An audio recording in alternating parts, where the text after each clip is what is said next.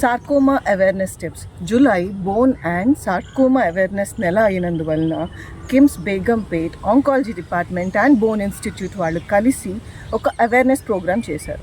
ఈరోజు medical oncology and surgical oncology department నుంచి we have all the experts. కొన్ని చిన్న డౌట్స్ ఉన్నాయి, అడుగుతాం. Doctor Madhav is our senior consultant.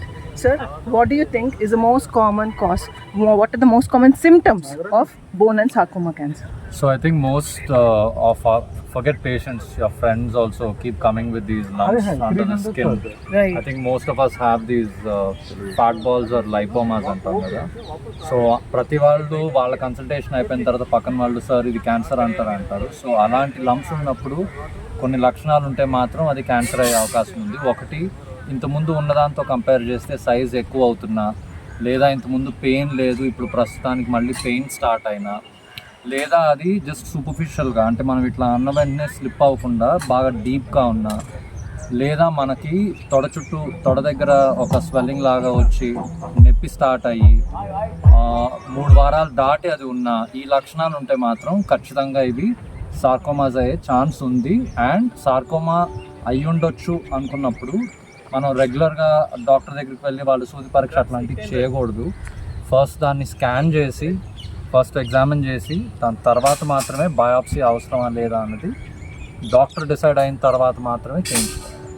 So ఒక మంచి ఇన్స్టిట్యూట్ నుంచి, కిమ్స్ బేగంపేట్ నుంచి ఒక ఆర్థోపెడిషియన్ కానివ్వండి, ఆంకాలజిస్ట్ కానీ నిపుణుల నుంచి ఈ డయాగ్నోసిస్ని చేయడం చాలా మంచిది అంటున్నారు. Now we will speak with our surgical oncologist. Sir, what do you think? ఇంతకుముందు ఎలాగా కాలు చేయి తీసేయవలసి వస్తుంది, ఇప్పుడు అలాగే అవుతుందా? లేదండి, 40-50 years back probably bone cancers కానీ జనరల్లీ మన bone cancers soft tissue sarcomas ఎక్కువ మనకి లిమ్స్లో వస్తాయి, అంటే మన కాళ్ళలో కానీ చేతుల్లో కానీ ఎక్కువ వస్తాయి. సో ఇంతకుముందు ఈ క్యాన్సర్స్కి ట్రీట్మెంట్ కాళ్ళు తీసేయడం కానీ చేతులు తీసేయడం లాంటివి ఉండేవి. కానీ ఇప్పుడున్న లేటెస్ట్ ట్రీట్మెంట్స్ మనకి కీమోథెరపీ కానీ ఆర్ సర్జికల్ ఆంకాలజీలో వచ్చిన అడ్వాన్సెస్ వల్ల we're able to save the limbs. అంటే బోన్ తీసేసి దానికి ప్రాసెస్ పెట్టడము, లేకపోతే బాడీలో ఉన్న వేరే బోన్ తీసి అక్కడ ఇన్స్టాల్ చేయడం వల్ల we're able to save. And మనకి సాఫ్ట్ టిష్యూ సార్కోమా అంటే కంట్రోల్లో పుట్టే క్యాన్సర్లు ఏంటంటే మనకు ఆ ఏరియా ఉన్న కంట్రోల్ అనేది తీసేస్తాం. So end of the day now more than 90% of the cases we're able to save the limb. అంటే కాళ్ళు చేతులు కాపడం కుదురుతుంది. కాకపోతే దీనికి మెయిన్ ఇంపార్టెంట్ ఏంటంటే you should come early to us. అంటే బాగా ముదిరిపోయిన స్టేజ్లో వస్తే మనకి చేసే అవకాశం తగ్గుతుంది. కాబట్టి ఇలాంటి డాక్టర్ మాధవ్ గారు చెప్పినట్టు అలాంటి సిమ్టమ్స్ అని ఉన్నప్పుడు మనకి తొందరగా మా దగ్గరికి వస్తే తొందరగా ఎవాల్యుయేట్ చేసి we can save your లిమ్ and also save your life.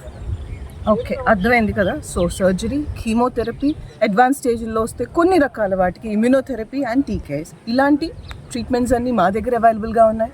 This doctor Navya, medical oncology department, signing off from KIMS sunshine Begumpet on your sarcoma awareness.